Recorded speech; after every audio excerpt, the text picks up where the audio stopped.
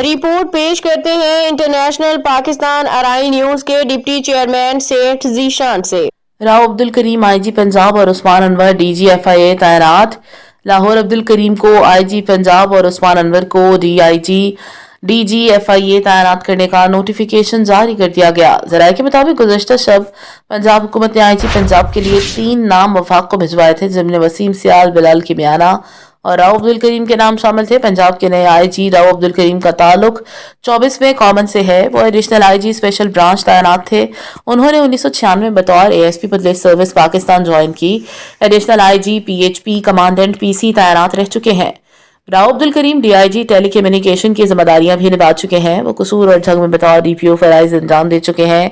Doctor Usman Anwar को 24 जनवरी 2023 को ओहदे पर तैनात किया गया था। उन्होंने बतौर आईजी पंजाब 3 साल से जायद का दौरानिया गुजारा। वो 24 फरवरी 2023 से 2 फरवरी 2026 तक आईजी पंजाब रहे।